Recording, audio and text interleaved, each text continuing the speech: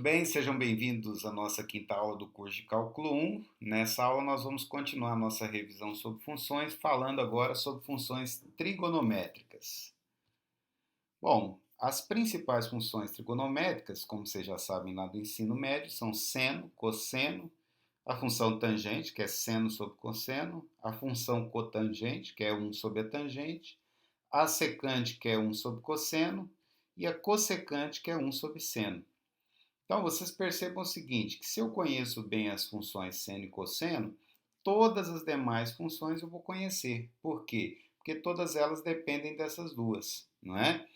Então, nós vamos aqui fazer um estudo, né, relembrando aí como é que a gente entende o seno e o cosseno de um ângulo.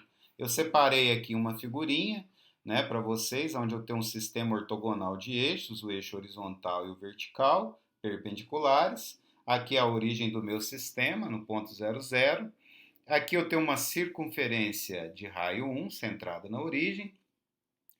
E aqui nós temos o ângulo x, determinado pelos segmentos OA' e OA. Tá?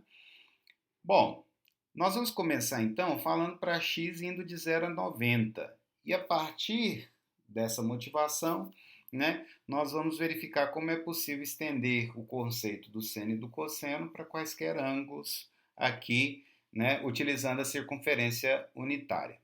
Tá, então vamos considerar x um ângulo entre 0 e 90, como é esse caso aqui. E aí, associado a esse ângulo, eu posso pensar nesse ponto A', que está lá na circunferência de raio 1.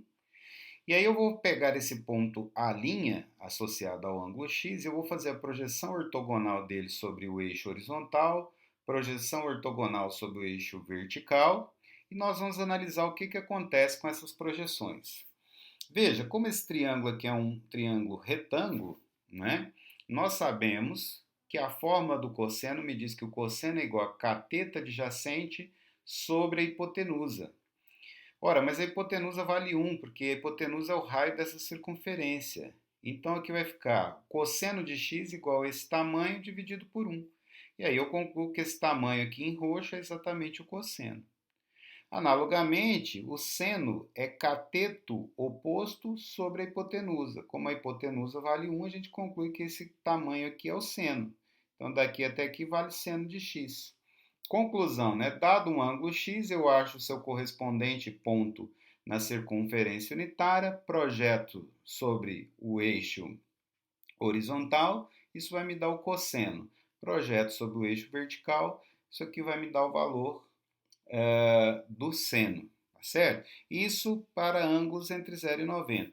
E aí, e se o meu ângulo for maior que 90, né? Por exemplo, se o meu ângulo x, né, começasse aqui e viesse até aqui, olha. Então, traçando o correspondente, o meu ponto A' estaria aqui. Como é que eu definiria seno e cosseno nesse caso? Pegando, né, o que nós já percebemos aqui para os ângulos entre 0 e 90, né? O cosseno seria a projeção desse ponto aqui sobre o eixo horizontal e o seno seria a sua projeção sobre o eixo vertical, tá certo? Dessa maneira, qualquer que seja o ângulo, eu sempre acho o A' que corresponde a ele na circunferência unitária, projeto sobre o eixo horizontal, cosseno, projeto sobre o eixo vertical, o seno. Então, para qualquer valor de x, eu sempre tenho seno e cosseno bem definidos. Lembrando que se eu completo uma volta, olha, 0 a 2π, aí eu começo novamente, 2π a 4π, 4π a 6π. Se eu vou no sentido contrário, o ângulo é negativo, então 0 até menos 2π, até menos 4π. Para qualquer valor de x, eu vou sempre ter o meu ponto A' aqui em algum local da minha circunferência unitária e as projeções correspondentes me dão o valor de seno e cosseno, tá? Bom, mas se eu quiser encontrar a tangente desse ângulo x? Eu vou considerar a reta tangente à minha circunferência unitária no ponto 1 e 0, né? E dado o ângulo x, olha, dessa maneira aqui eu posso encontrar o seu correspondente, que nesse caso é o f, lá na reta tangente. Aí eu vou ter aqui um outro triângulo retângulo, que é esse triângulo OFA, né? Retângulo aqui, ó, em A. E a gente sabe que a tangente é o cateto oposto, não é isso? sobre o cateto adjacente. Cateto oposto sobre o cateto adjacente. Mas o cateto adjacente, nesse caso, é o OA, e o tamanho do OA é 1. Então, a gente conclui que esse tamanho aqui dividido por 1 é ele mesmo, então aqui isso aqui é a tangente do meu ângulo, né? Se o meu ângulo, por exemplo, estivesse aqui, olha, né, viesse daqui até aqui, quando eu jogar lá, né, na minha reta tangente, a gente vê que o valor da tangente vai ser negativo, tá? Ok. Para encontrar a cotangente, o raciocínio é parecido, né? Eu traço essa reta tangente, a circunferência, mas agora passando pelo ponto 0,1, ok? E aí, olha, como essa reta é paralela aqui ao eixo horizontal, e essa aqui é transversal, a gente conclui que esse ângulo aqui é congruente a esse, e esse aqui é oposto pelo vértice com esse, então esse aqui vale x, né? E como a cotangente, né? Se a tangente é cateto oposto sobre cateto adjacente, a cotangente vai ser cateto adjacente, olha, esse aqui, né? Dividido pelo cateto oposto, que é esse. O cateto oposto vale 1, esse tamanho dividido por 1 dá esse tamanho. Então, esse aqui é a cotangente, tá ok? Então, para saber a cotangente, eu vou achar o correspondente nessa retinha, que nesse caso é o e esse tamanho aqui vai me dar a cotangente, tá bom? Bom, algumas propriedades, domínio de seno e cosseno, como eu já disse para vocês anteriormente, é qualquer número real, né? Agora, o domínio da função tangente, como tangente é seno sobre cosseno, eu tenho que garantir que o cosseno não vai se anular. Então, eu tenho que garantir que o x é tal, que o x é diferente de π sobre 2 vezes qualquer número ímpar, ou seja, o número da forma 2n mais 1, onde n é inteiro. Isso porque, se a gente olhar bem, os únicos pontos aqui na circunferência onde o cosseno se anula é quando eu estou aqui ou quando eu estou aqui, porque aí eu vou projetar aqui no eixo horizontal, vai dar zero. Se eu estou aqui, eu projeto no eixo horizontal, dá zero. E isso ocorre quando? Olha, quando aqui é π sobre 2, mais π dá 3π sobre 2, mais π dá 5π sobre 2. Então, isso ocorre nos múltiplos ímpares de π sobre 2, tá? Então, é qualquer x diferente de 2n mais 1π sobre 2. O domínio da cotangente, a cotangente é cosseno sobre seno, então eu tenho que evitar que o seno se anule. E para evitar que o seno se anule, eu tenho que evitar esses valores aqui de x, né? X tem que ser diferente de múltiplos inteiros de π. Por quê? Porque o seno vai se anular ou quando eu estiver aqui ou quando eu estiver aqui. Porque estando aqui eu projetei no eixo vertical, zero. Estando aqui, projetei no eixo vertical, zero também. Fora disso, o seno não se anula, tá certo? E se você olhar, olha, 0, π, 2π, 3π, 4π. Então eu vejo que esses valores de ângulos correspondem, né, aos múltiplos de quem? Inteiros de π, tá bom? Além disso, o módulo de seno é menor ou igual que 1, significa que o seno está entre menos 1 e 1. O módulo do cosseno é menor ou igual que 1, significa que o cosseno também está entre menos 1 e 1. Isso por quê? Porque as minhas projeções aqui no eixo vertical variam de menos 1 até 1. E as minhas projeções no eixo horizontal também variam de menos 1 até 1. Portanto, a gente conclui facilmente essa propriedade aqui. Analogamente, a gente pode concluir que a imagem do seno e a imagem do cosseno é um intervalo fechado de menos 1 até 1, pelo mesmo motivo. Os valores de cosseno assumidos vão de menos 1 até 1, de seno assumidos vão de menos 1 até 1. Ok?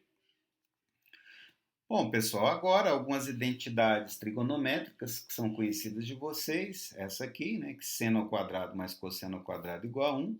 Essa identidade é fácil da gente ver, é só a gente perceber o seguinte, não é? Aqui, olha, esse aqui é o cosseno do ângulo, esse aqui é o seno. Se a gente aplica Pitágoras nesse triângulo retângulo, a gente vê que cosseno ao quadrado mais seno ao quadrado é igual a 1, que é esse tamanho aqui ao quadrado, né? Isso vale para qualquer ponto na circunferência unitária. Nós temos também a formulinha do cosseno da soma e do seno da soma. Como diria um professor meu, ele gostava de brincar que o cosseno é maldoso e o seno é bonzinho. O que significa isso, né? que o cosseno não se mistura e ainda troca o sinal. Olha, aqui dentro está mais e aqui vai ficar menos. E aqui fica cosseno x com cosseno y, seno x com seno y. Já o seno é bonzinho, ele permanece com o sinal de mais aqui e ele se mistura com o cosseno. Aqui fica seno x cosseno y, seno y cosseno x, tá? Bom, temos algumas outras relações. Ó, cosseno de 2x, por exemplo. Cosseno de 2x é cosseno de x mais x. Então, se eu faço y igual a x aqui, ó, aqui vira 2x, aqui vira cosseno x, que já é o cosseno ao quadrado, seno x, que é o seno ao quadrado. Então, essa relação aqui sai facilmente daqui. Assim como essa que está aqui embaixo. Ó, seno de 2x é 2 seno x, cosseno x, né? Ela sai daqui fazendo y igual a x, ó, que vira seno de 2x, fica seno x cosseno x, mais seno x cosseno x, que é 2 seno x cosseno x. E assim, brincando com essas relações, a gente pode chegar em todas essas que aqui estão, né? Cosseno de 2x é 2 cosseno ao quadrado de x menos 1, tangente ao quadrado mais 1 é secante ao quadrado, cotangente ao quadrado mais 1 é cossecante ao quadrado, né? Essas são algumas, são aquelas que nós vamos utilizar mais, né? Mas nós temos outras identidades trigonométricas, se for preciso, ao longo do curso a gente vai relembrando com vocês aí, tá? Um detalhe importante é que as funções seno e cosseno são periódicas de período 2π. O que significa isso, né? Que seno de x mais 2π é igual a seno de x. E aí significa que quando eu dou uma volta completa, o valor do seno e do cosseno volta a ser o mesmo, né? A gente pode perceber isso facilmente no desenho, né? Se eu estou aqui nesse valor, olha, tem cosseno e seno. Se eu der uma volta completa, andar 2π, eu vou parar no mesmo local, então eu vou ter o mesmo cosseno e o mesmo seno. Então, a função periódica de período 2π, né, que significa isso aqui. Ó. Seno de x mais 2π igual a seno x. Cosseno de x mais 2π igual a cosseno x. Aqui eu utilizei a fórmula do seno da soma e do cosseno da soma, inclusive, para provar isso algebricamente. Seno de x mais 2π é seno x cosseno 2π mais seno 2π cosseno x. Seno de 2π dá zero, então isso aqui vai embora. Cosseno de 2π dá 1, sobra só seno x do lado de cá. E aqui, cosseno de x mais 2π é cosseno x cosseno de 2π, menos seno 2π seno x. Aqui dá zero por conta do seno de 2π, aqui dá 1, sobra só cosseno x. Então, tanto seno quanto cosseno são funções periódicas de período 2π. Em relação à simetria, cosseno é uma função par e o seno é uma função ímpar. Isso porque cosseno de menos x igual a cosseno de x e seno de menos x é menos o seno de x. A gente pode voltar lá no nosso desenho para ver isso. Ó. Se eu tenho um ângulo x aqui, né, o cosseno dele é o que está aqui em roxo.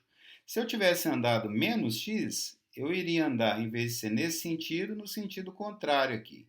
Né? O ponto a linha, ele ia parar aqui. Se eu vier até aqui projetar, dá o mesmo valor de cosseno. Então, cosseno x igual a cosseno de menos x. Já o seno, olha aqui, ele está positivo, e se eu tivesse vindo para cá, ele estaria negativo. Então, cosseno de menos x igual a cosseno x, cosseno é par, seno de menos x é menos o seno de x, então seno é uma funçãozinha ímpar, tá bom? Isso é muito importante também. Bom, o último tópico que eu separei para vocês aqui dessa aula, né, para a gente falar um pouquinho sobre os gráficos. É aquilo que eu disse com vocês em aulas anteriores, tá? Eu não vou dar muita ênfase no gráfico, em como que a gente chega agora, tá? Por quê? Lá na frente, quando a gente falar em derivadas, nós vamos aprender a esboçar o gráfico, né, de diversas funções, né, desde que a gente conheça as derivadas, como é o caso dessas que nós vamos tratar aqui hoje. Tá? Então, lá na frente, vocês vão ter condições de fazer o esboço completo dos gráficos dessas funções detalhadamente. Hoje eu só estou passando aqui para dar uma ideia e relembrar. Tá? Que muitos gráficos desses vocês já viram aí nos livros de ensino médio, mas no curso aqui nós vamos aprender como é que a gente chega no esboço. Né? Vamos supor que eu nunca tivesse visto esse gráfico, como é que eu chegaria nele, tá bom? Então aqui no caso da função seno, olha, seno de 0 é 0, né? Então eu marco esse pontinho.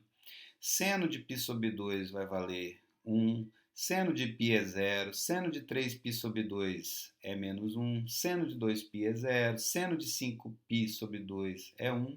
Tudo isso, se a gente for lá na circunferência unitária e for projetando, a gente vai identificar, não é? Então, eu vou plotando aqui esses pontos, depois eu vou ligar eles para obter aí, né, o gráfico da minha função seno. Óbvio que aqui eu estou considerando um detalhe importante, que a gente também vai ver, que a função seno, cosseno, são funções contínuas. Então, eu ploto alguns desses pontos onde eu conheço os valores, né, do seno e do cosseno, e depois eu vou ligando eles para ter o gráfico completo devido à continuidade. No cosseno de 0, a gente sabe que vale 1. Cosseno de π sobre 2, a gente sabe que vale 0. Cosseno de π vale menos 1. De 3π sobre 2 vale 0. Então, eu vou plotando aqui esses pontinhos estratégicos, né, que eu estou apontando para vocês. Depois eu ligo aqui para obter o gráfico do cosseno. Tá? Estou utilizando fortemente esse fato que seno e cosseno são funções contínuas. Não falamos ainda em continuidade, vamos falar daqui a pouco, tá bom? Já no caso da função tangente, né, ela vai ter esse comportamento aqui, tá? À medida que eu tendo a π sobre 2 pela esquerda aqui, né, a tangente tende a infinito. À medida que eu tendo a π sobre 2 pela direita, a tangente tende a menos infinito, né? Tudo isso, esse gráfico aqui já é um pouco mais complicadinho para a gente desenhar, né? Mas vocês percebam que aqui, ó, menos π sobre 2, no π sobre 2, no 3π sobre 2, são exatamente os pontos em relação aos quais a tangente não está definida, tá? Então, nós vamos ter aqui um comportamento que a gente chama de comportamento assintótico, né? E é possível a gente mostrar que o gráfico, né, da tangente é dado dessa maneira, e a gente vai aprender como é que se faz isso, tá bom?